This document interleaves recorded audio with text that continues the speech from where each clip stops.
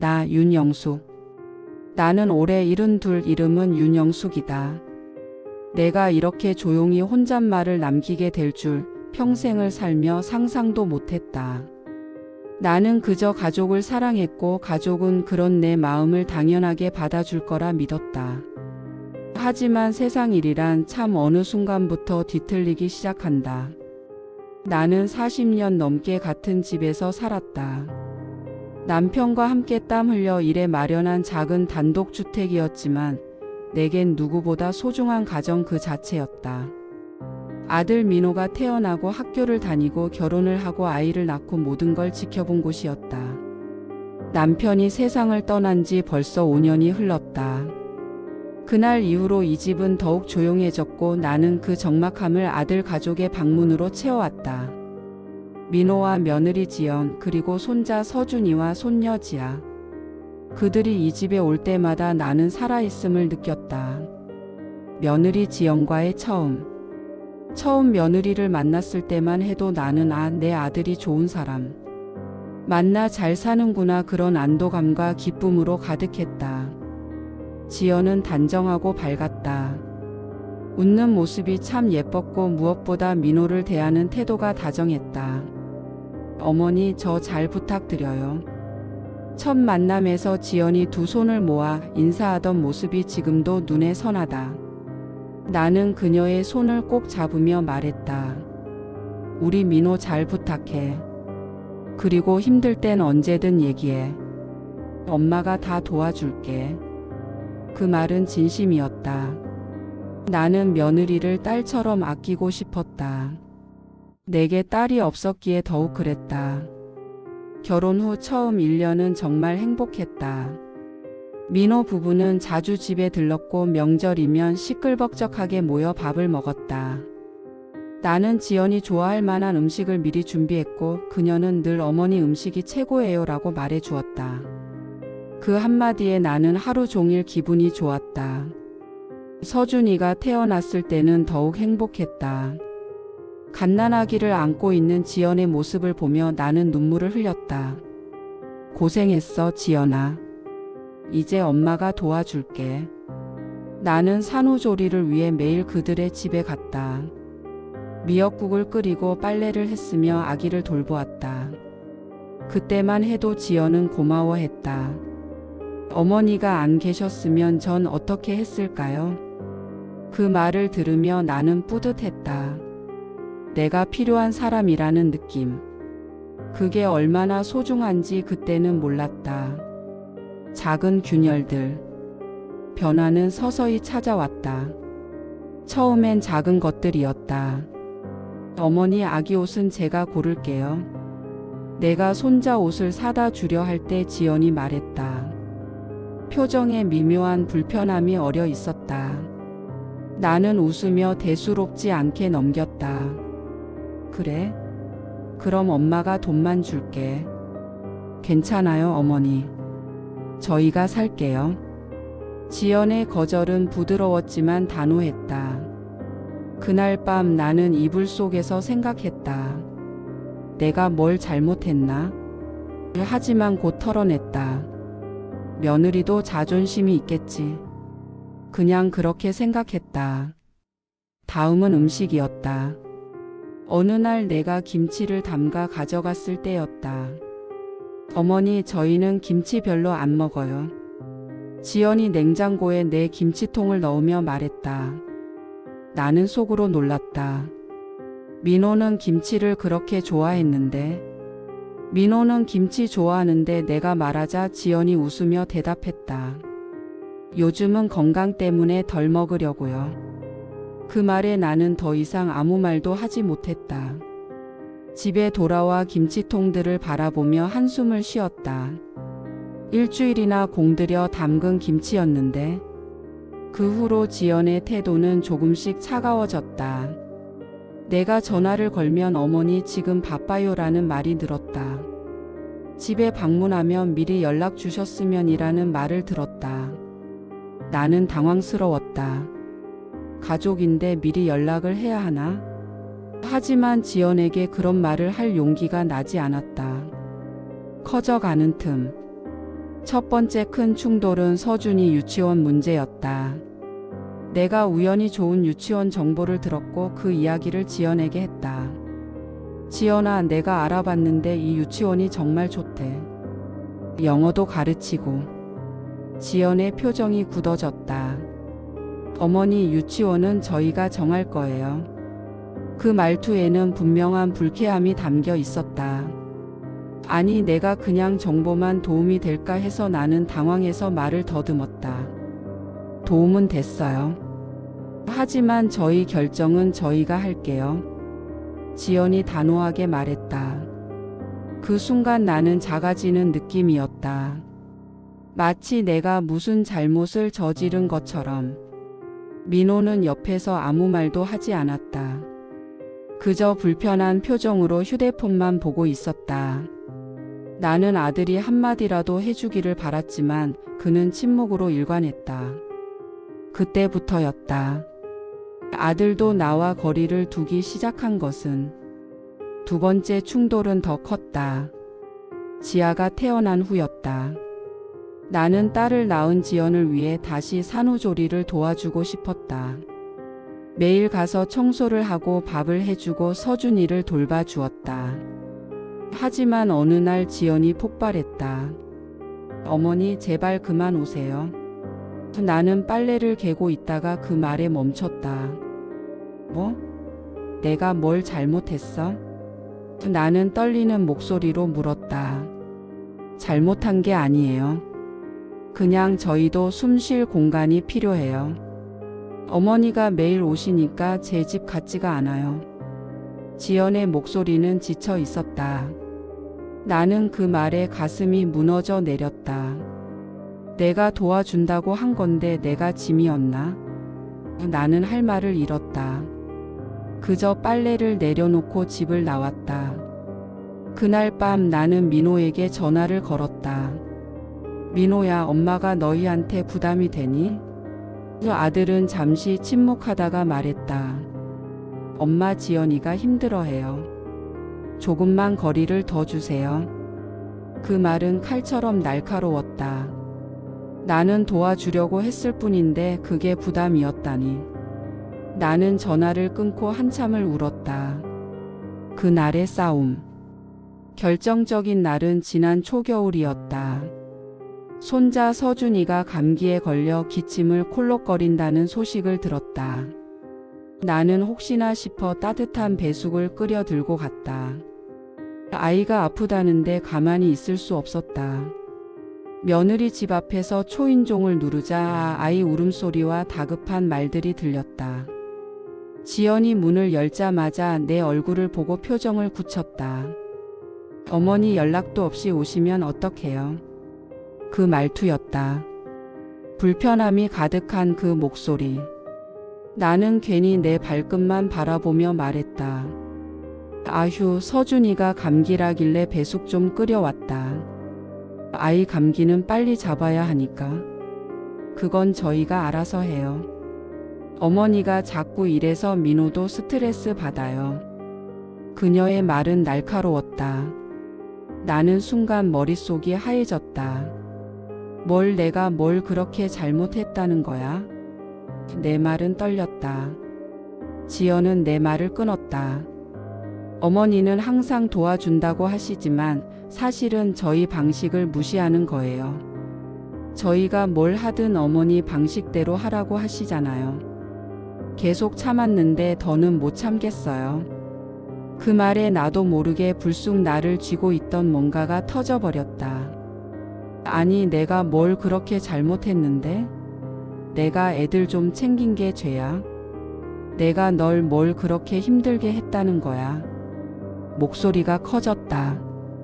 그리고 지연도 맞붙었다. 어머니는 언제나 본인 기준으로만 생각하시잖아요. 저희한테 맞춰보려고 한 적 있어요? 항상 이렇게 해라 저렇게 해라. 전 어머니의 꼭두각시가 아니에요. 내가 언제 그랬어? 나는 너희가 힘들까봐 도와주려고 내 목소리도 높아졌다. 도움이 아니라 간섭이에요. 제 인생은 제가 살고 싶어요.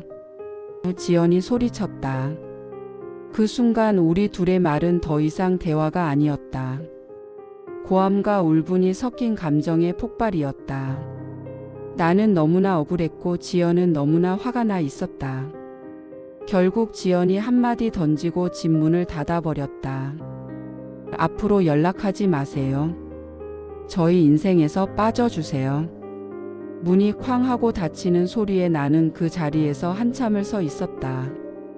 마치 삶에서 무언가가 큰 소리로 끊어져 나간 듯한 기분이었다. 손에 든 배수통이 무거웠다. 아니, 내 온몸이 무거웠다. 연락이 끊긴 날들. 그날 이후였다. 며느리는 나를 아예 집에 못 오게 막았다. 아들 민호에게 전화를 걸어도 한 번, 두 번 어느 순간부터 받지 않기 시작했다. 문자를 보내도 읽지 않았다. 손자들과 영상통화를 하던 평범한 일상도 단번에 끊겨버렸다. 처음 일주일은 화가 났다. 내가 뭘 잘못했다고 이러는 거야. 너무하네. 그렇게 생각하며 억울해했다. 하지만 시간이 지나자 화는 슬픔으로 바뀌었다. 서준이 생일날에는 아무 연락도 오지 않았다. 나는 케이크도 준비하고 서준이가 좋아하던 로봇 장난감도 사놓았다. 거실 한쪽에 포장된 선물들이 쌓여갔다. 어느 순간 나는 그것들을 바라보며 혼자 눈물만 흘리고 있었다. 한 달이 지나고 두 달이 지났다. 나는 며느리를 원망하려 했다. 하지만 시간이 지나자 원망보다 더 큰 감정이 찾아왔다. 내가 정말 그렇게 나쁜 사람이었나? 정말 내가 잘못했나? 자책이었다. 아이 낳고 키우는 게 얼마나 힘든데 그걸 옆에서 조금이라도 거들고 싶었던 마음이 지연에게는 간섭으로 보였을까? 나는 매일 밤 스스로에게 물었다. 아들 민호의 침묵. 민호는 왜 아무 말이 없을까? 나한테 전화 한 통 할 수 있을 텐데. 지연이 뭐라고 하든 아들이면 내 얘기도 들어줄 수 있는 거 아닌가. 하지만 그는 침묵만 했다. 그 침묵이 더 아팠다. 나는 매일 민호 번호를 누르고 통화 버튼을 눌렀다가 다시 꾹 취소하곤 했다. 혹시 민호도 날 원망하면 어떡하나 그 생각이 두려웠다. 어느 날 용기를 내서 민호에게 문자를 보냈다. 민호야, 엄마다. 서준이 잘 지내니? 엄마가 보고 싶구나. 문자는 읽음 표시가 떴지만 답장은 오지 않았다. 그 읽음 표시가 더 잔인했다. 읽고도 답장하지 않는다는 것. 그건 완전한 외면이었다. 엄마로서 나는 참 부족한 사람이었나 보다. 아들을 제대로 키우지 못했나 보다. 그렇게 자책하며 밤을 지새웠다. 세상에서 가장 무서운 건 오해다. 나는 며느리를 딸처럼 대해주고 싶었다. 혹시 부족한 게 있어도 챙겨주고 싶었다. 하지만 그 마음이 그녀에게는 의도와 전혀 다르게 전달되었다. 오해는 때로 사실보다 더 강한 벽을 만든다. 한 번 생긴 오해는 대화를 닿지 못하게 막아버린다. 우리는 그렇게 오해의 벽을 세운 채 서로 등을 돌렸다. 며칠 전 동네에서 우연히 아들네 아파트 단지에 사는 할머니를 만났다. 그분이 걱정스러운 표정을 지으며 말했다. 며느리 그 지연 씨가 어머니가 아이들 교육에 자꾸 간섭해서 가정이 엉망됐다고 주변에 얘기하고 다니던데요. 순간 숨이 턱 막혔다. 내가 그 집을 엉망으로 만들었다고? 그렇게 말하고 다닌다고? 나는 아이들 교육에 대해 한마디라도 간섭한 적 없었다. 그저 아이가 책을 좋아하길래 동화책 몇 권 사다 준 게 전부였다. 그것조차 지연에겐 간섭이었던 걸까? 나는 집에 돌아와 구겨진 코트도 벗지 않은 채 바닥에 털썩 주저앉았다. 눈물이 흘러내렸다. 억울함보다 더 큰 것은 배신감이었다. 내가 그렇게 나쁜 사람으로 만들어지고 있다니. 마지막 용기. 며칠 전 용기 내어 지연에게 문자를 했다. 지연아, 우리 한 번만 이야기할 수 있을까? 내가 미안했다. 나는 내가 힘들까봐 도와준다고 한 건데 혹시 불편했으면 정말 사과하고 싶다. 나는 떨리는 손으로 전송 버튼을 눌렀다. 그리고 하루 종일 핸드폰을 붙잡고 답장을 기다렸다. 하지만 답장은 오지 않았다. 이틀 후 드디어 답장이 왔다. 그 내용은 너무 단단하고 차가웠다. 어머니, 저희는 더 이상 어머니 방식으로 살고 싶지 않습니다. 저희 가족 문제에 간섭하지 말아주세요. 앞으로 연락하지 마세요. 내 심장은 그 문장을 보는 순간 천천히 무너져 내렸다. 저희 가족 문제. 그 말은 무엇을 뜻하는 걸까? 나는 그들의 가족이 아니게 된 걸까? 같은 집안, 같은 피, 같은 시간들을 보냈는데 그 모든 것이 하루아침에 가족 아님이 되는 걸까? 나는 그날 하루 종일 침대에 누워 천장만 바라봤다. 먹지도 못했고 물도 마시지 못했다. 그저 멍하니 시간이 흐르는 것만 지켜봤다. 혼자 남겨진 집. 집 안은 조용했다. 밥솥은 텅 비어 있었고 식탁 위엔 며칠째 손도 대지 않은 반찬들만 남았다. 예전 같으면 손자들 뛰어다니는 소리가 들렸을 텐데. 지연이 웃으며 어머니 또 과일 깎으셨네요 하며 들어오곤 했을 텐데. 그 모든 소리가 멈춰버렸다. 나는 거실에 앉아 잘 익은 귤을 한 바구니 놓고 혼자 껍질을 까며 중얼거렸다. 이걸 서준이가 좋아했었는데 겨울이면 꼭 달다고 한 개씩 달라 그랬지. 껍질을 까다 멈추면 귤 향과 함께 그 아이의 목소리가 들리는 듯 했다. 그리고 다시 눈물이 차올랐다. 깐 귤은 먹지도 못하고 그냥 접시에 담아두었다. 누가 먹어줄 사람이 없었다. TV를 켜도 무슨 내용인지 머리에 들어오지 않았다. 그저 소리만 들릴 뿐이었다. 요즘은 뉴스를 봐도 드라마를 봐도 다 똑같았다. 세상이 멀게만 느껴졌다. 밤이 되면 더 외로웠다. 예전엔 민호가 가끔 저녁에 전화를 해서 엄마 밥 먹었어요? 라고 물었다. 그 한마디가 얼마나 따뜻했는지. 이제는 그 목소리도 들을 수 없다. 동네 할머니들을 만나도 예전 같지 않았다. 손자들은 잘 크나? 라는 인사말에 나는 어색하게 웃으며 잘 크고 있어요 라고 대답했다. 사실은 손자들이 어떻게 지내는지도 모르면서 장을 보러 가도 습관적으로 손자들이 좋아하는 간식을 집어들었다가 다시 내려놓았다. 이제는 사줄 사람이 없으니까. 그럴 때마다 가슴 한쪽이 텅 빈 것 같았다. 흘러가는 시간. 계절이 바뀌었다. 겨울이 가고 봄이 왔다. 마당의 매화 나무에 꽃이 피었다. 예전 같으면 서준이를 데리고 와서 할머니 꽃 예뻐요. 라고 말하며 사진을 찍었을 텐데. 이제는 그 꽃을 혼자 바라볼 뿐이다. 여름이 되자 더 힘들었다. 작년 여름에는 손자들을 데리고 계곡에 갔었다. 서준이가 물놀이하는 모습을 보며 얼마나 행복했는지. 그 기억이 너무 생생해서 오히려 고통스러웠다. 가을이 왔다. 추석이 다가왔지만 아무도 오지 않았다. 혼자 차례상을 차렸다. 남편 영정 앞에서 혼자 절을 하며 눈물을 흘렸다. 여보, 당신이라도 여기 있어서 다행이야. 나 혼자였으면 어떡할 뻔했어. 그리고 다시 겨울이 왔다. 1년이 흘렀다. 민호네와 연락이 끊긴 지 정확히 1년. 나는 달력을 보며 한숨을 쉬었다. 시간은 이렇게 빠르게 흐르는데 왜 이 아픔은 그대로일까? 혼자 하는 질문. 이 나이에 나는 왜 이런 일을 겪는 걸까?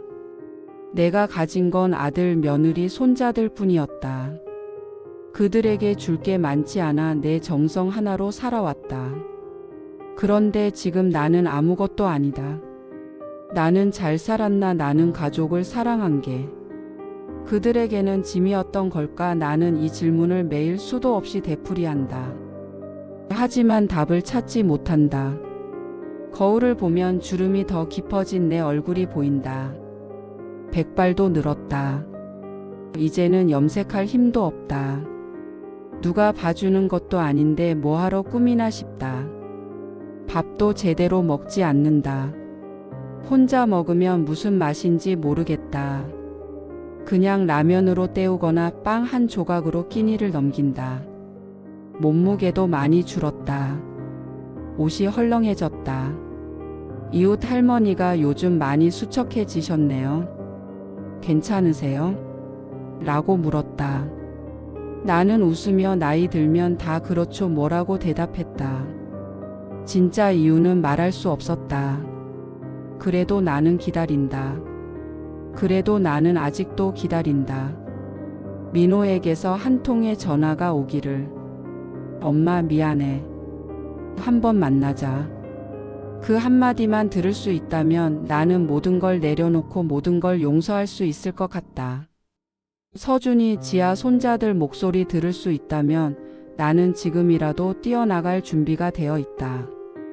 비록 무릎이 아프고 허리가 굽었지만 그 아이들을 안기 위해서라면 뭐든 할 수 있다. 시간이 흐르면 오해가 풀릴까? 아니면 더 멀어질까? 나는 모른다. 하지만 나는 내 가족을 포기할 수 없다. 사람이 살아가는 이유는 누구를 사랑했는가, 누가 날 사랑해줬는가, 그 기억 하나면 충분하니까. 쓸쓸한 하루. 오늘도 나는 혼자다. 아침에 눈을 떴을 때 옆에 아무도 없다. 남편도 떠났고 아들도 떠났고 손자들도 떠났다. 이 넓은 집에 나 혼자만 남았다. 부엌에 가서 물 한 잔을 마신다. 창문 밖을 보니 이웃집에서 아이들이 뛰어노는 소리가 들린다. 할머니가 손자를 안고 웃고 있다. 나는 그 모습을 보다가 조용히 커튼을 닫는다. 볼수록 가슴이 아프니까. 거실로 돌아와 소파에 앉는다. 핸드폰을 들여다본다. 새 메시지는 없다. 부재중 전화도 없다. 그저 광고 문자만 몇 개 와 있을 뿐이다. 나는 민호의 연락처를 한참 바라보다가 다시 화면을 끈다. 오늘은 서준이 생일이다. 올해로 8살이 되었다. 작년에는 초대도 받지 못했고 올해도 마찬가지다. 나는 미리 사둔 선물을 장롱 속에 넣어둔다. 언젠가 줄 날이 올까? 아니면 영영 그 안에 묻혀있게 될까? 저녁이 되자 더 외롭다. 예전에는 이 시간이 제일 행복했다. 민호네 가족이 저녁 먹으러 오곤 했으니까. 지금은 냉장고에서 김치 몇 조각을 꺼내 밥 한 그릇을 비운다. 맛이 없다. 그냥 배를 채울 뿐이다. 밤이 깊어간다. TV를 켜지만 무슨 내용인지 귀에 들어오지 않는다. 그저 시간을 보내기 위해 켜둘 뿐이다. 적막함이 무섭다. 너무 조용하면 온갖 생각이 다 든다. 잠자리에 들기 전 나는 창문을 열고 아들 집이 있는 방향을 바라본다. 저 멀리 불빛이 보인다. 민호네가 사는 아파트 쪽이다. 그들은 지금 무엇을 하고 있을까? 행복하게 저녁을 먹고 있을까? 아이들은 웃고 있을까? 나는 혼잣말을 한다. 민호야, 내가 알잖아. 나는 너를 얼마나 사랑하는지, 너희를 얼마나 기다리는지. 그리고 스스로 대답해 본다. 엄마는 괜찮다. 그러니까 한 번만 돌아와라. 하지만 돌아오는 건 침묵뿐이다. 차가운 밤바람만이 창문을 스치고 지나간다. 나는 창문을 닫고 불을 끈다. 어둠 속에서 눈을 감는다. 내일도 오늘과 같은 하루가 될 것이다. 혼자 일어나고 혼자 밥 먹고 혼자 저물어 갈 것이다. 나는 며칠, 몇 달, 몇 년이 걸리더라도 기다릴 것이다. 가족을 사랑하는 마음은 어느 누구도 끊을 수 없으니까. 비록 그들이 나를 잊었어도 나는 그들을 잊을 수 없으니까. 이렇게 나는 혼자 남았다. 이 조용한 집에서, 이 쓸쓸한 밤에서 그저 기다리며 살아간다. 언젠가 올지도 모를 그 전화 한 통을 위해. 하지만 그 전화는 오지 않는다. 그리고 나는 안다. 아마도 영원히 오지 않을 거라는 것을.